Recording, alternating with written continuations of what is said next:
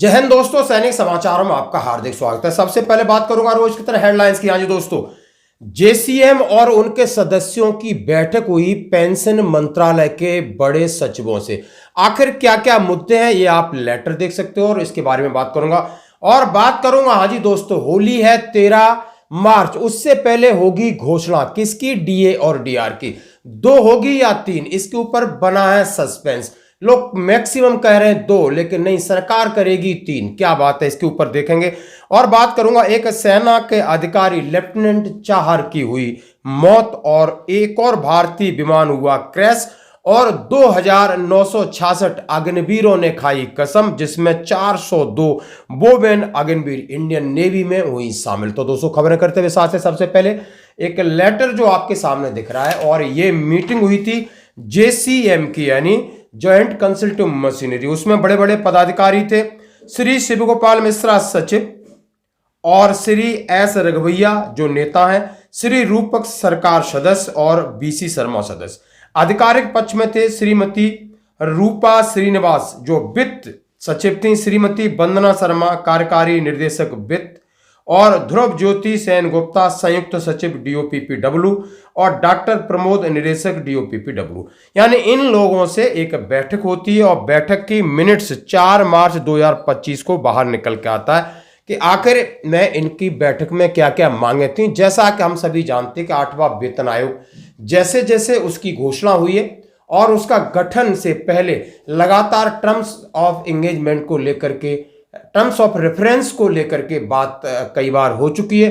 कुछ पॉइंट है, अब ये पॉइंट सीधे पेंशन मंत्रालय और उनके समकक्ष अधिकारियों के सामने इन्होंने रखे। जैसा कि मैं आपने जेसीएम राष्ट्रीय परिषद की एक बैठक होती है, उसमें लिखा है कि डीओपीटी ने पेंशन संबंधी मामलों पर सचिव पेंशन की अध्यक्षता 25 फरवरी 2025 को आयोजित की गई थी। बैठक के जो मिनट्स हैं वो जारी किए गए, तो आप देख सकते हो। भारत सरकार अनुशासन, शिकायत, लोक और पेंशन भोगी कल्याण विभाग की तरफ से लेटर निकला है। इसमें सब्जेक्ट दिया गया है कि पेंशन से संबंधित मामलों पर सचिव की अध्यक्षता में 25 फरवरी 2025 को एनसीजेसीएम के कर्मचारी पक्ष के साथ एक बैठक आयोजित की गई। नीचे हस्ताक्षर पेंशन संबंधी सचिव और उनके आप नीचे विवरण देख सकते हो। उन्होंने इसमें बहुत सारी मांगे रखी हैं। उन्होंने पेंशन नियम में बदलाव की बात की, उन्होंने तमाम अपने पॉइंट रखे कि 5% पेंशन बढ़ोतरी की बात की और कम्यूटेशन बहाली की बात की। इसके साथ रेलवे से संबंधित कुछ और पेंशन मामले के मुद्दे थे। जैसा कि बैठक में रेलवे बोर्ड की सदस्य थी, उनके सामने रखा गया कि आपको जो उन्होंने कहा है अनुकंपा नियुक्ति के लिए, उन्होंने कहा डीओपीपीडब्ल्यू के 3 मार्च 2023 के कार्यालय ज्ञापन में अनुकंपा नियुक्ति के आधार पर 1/1/2004 से पहले अपना आवेदन प्रस्तुत किया गया था, उनकी नियुक्ति बहाल की जाए। यानी कुछ उनके अनुकंपा नियुक्ति के मामले थे। और डीओपीपीडब्ल्यू ने दिनांक 3/3/2023 के एक ऑफिस मेमोरेंडम में सीधा सीधा कहा गया था कि, और उसमें सब सरकारी विभागों से सलाह ली गई थी कि पेंशन नियमों में कुछ बदलाव किए जाएं जो कि सीधे सीधे रेलवे कर्मचारियों को प्रभावित करते हैं। और उन्होंने कहा है पेंशन नियम 1993 को पेंशन नियम 2021 के साथ विलय करने के लिए अपनी सिफारिश की गई और इस तरीके की बैठक में ये पॉइंट रखे गए। यानी टर्म्स ऑफ रेफरेंस बनने से पहले लगातार मीटिंगें हो रही हैं, सरकार पर दबाव बनाया जाता है, ओपीएस को लेकर कहा जा रहा है, 5% पेंशन बढ़ोतरी को लेकर कहा जा रहा है, 50% डीए को विलय के लिए सख्ती से कहा गया है कि जब भी 8वां वेतन आयोग लागू हो, लेकिन अभी तत्काल प्रभाव से आपको 50% डीए मूल वेतन और मूल पेंशन में उसको मर्ज कर देना चाहिए। तो इस तरीके के लगातार बैठकें चल रही हैं जो कि मैंने आपके सामने रखी। अब मैं बात करूंगा दोस्तों डीए को लेकर के, आज अखबार क्या कह रहे हैं।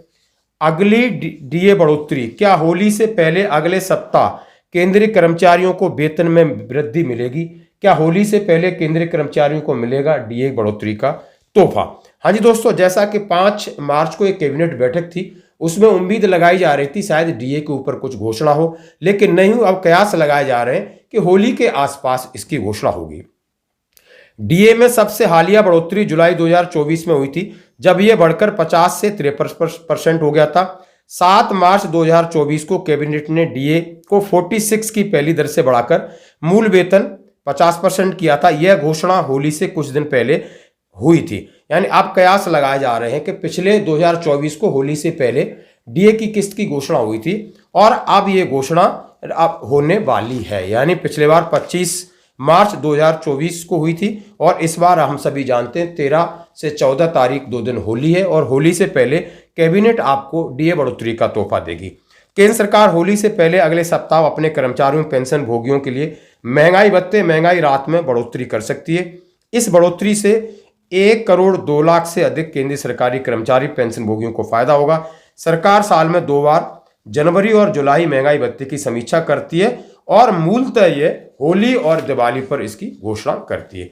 उल्लेखनीय है कि 5 मार्च 2025 को नई दिल्ली में एक कैबिनेट बैठक हुई थी। केंद्र सरकार के कर्मचारियों के लिए महंगाई भत्ते बढ़ोतरी पर उसमें चर्चा नहीं हुई। डीए में सबसे हालिया बढ़ोतरी, जैसा उन्होंने कहा है, पिछला रेफरेंस दिया है, डीए की गणना के मुताबिक उन्होंने कहा है कि जैसा कि अभी लग रहा है कि 2%, यानी जो नियम है वो कह रहे हैं कि 2% बढ़ोतरी होगी, 53% से 56 होगी, लेकिन कुछ सरकारी कर्मचारी संगठन कह रहे हैं कि नहीं, सरकार पूरे साल का आंकड़ा लेगी और ये आपका लगभग आपका 55 नहीं 56% होगा, जैसा कि ये खबर है और इसकी जल्दी ही घोषणा आपके सामने आएगी। बाकी अखबारों ने अपने अपने तरीके से इसको छापा हुआ। दोस्तों बढ़ते हैं एक और अगली खबर की तरफ, जो जैसा कि दोस्तों हम आपके सामने कह रहे हैं कि वीर लेफ्टिनेंट आजाद सिंह चहर को अंतिम विदाई। अकोला में हजारों लोगों ने दी श्रद्धांजलि, सैन्य सम्मान के साथ हुआ उनका अंतिम संस्कार। आप देख सकते हो ये रेजिमेंट ऑफ आरटी का एक यंगस्टर 24 साल उम्र है, 22 फील्ड रेजिमेंट में कमीशन होके गए थे। जम्मू कश्मीर के बारामूला में तैनात 24 वर्षीय लेफ्टिनेंट आजाद सिंह चहर को मंगलवार दिल्ली रात सैनिक अस्पताल में निधन हो गया। वो पिछले 15 दिनों से उन्हें कुछ प्रॉब्लम चल रही थी। लेफ्टिनेंट चहर का पार्थिव शरीर बुधवार को उनके पैतृक गांव अकोला लाया गया। तिरंगे में लिपटे उनके पार्थिव शरीर को देखने के लिए हजारों लोगों की भीड़ उमड़ी। टुकड़ी ने मातमी धुन के साथ उन्हें सलामी दी। लेफ्टिनेंट चहर ने 1 जुलाई 2019 को एनडीए में प्रवेश किया था और 10 जून 2023 को आए देहरादून से पासिंग आउट होने के बाद 22 मीडियम रेजिमेंट में तैनात हुए। उनके पिता गजेंद्र सिंह के 3 बेटों में वह सबसे बड़े थे। शाम 6 बजे सैन्य सम्मान के साथ उनका अंतिम संस्कार हुआ। आप समझ सकते हो ये कि यंगस्टर कितनी उम्मीदें और कितनी चीजें रहती हैं उनके साथ। आप परिवार का रो रो के बुरा हाल है। आप देख सकते हो कि एक मामूली उनको एक इन्फेक्शन हुआ और वो खत्म हो गया। दोस्तों और बढ़ते हैं एक और भारतीय विमान क्रैश। आज भारतीय वायुसेना का दूसरा विमान AN-32 दुर्घटनाग्रस्त हुआ। ये परिवहन विमान है जो पश्चिम बंगाल के बागडोगरा में हादसे का शिकार हो गया।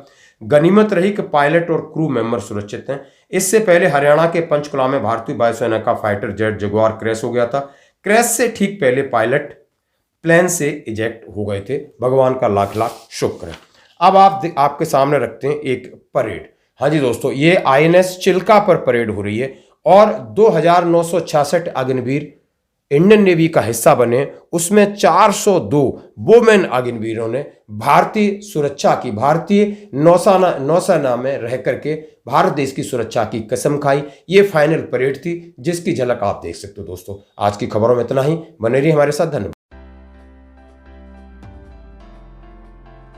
Ladies and gentlemen, please give a huge round of applause to all the awardees.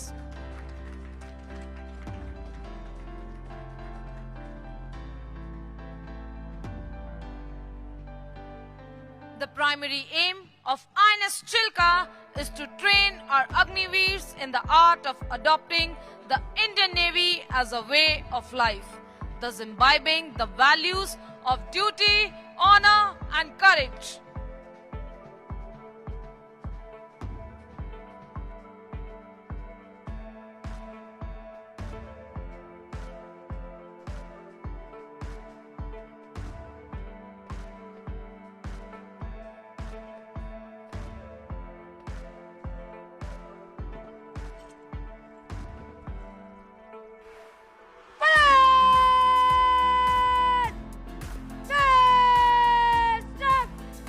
The reviewing officer will now address the parade.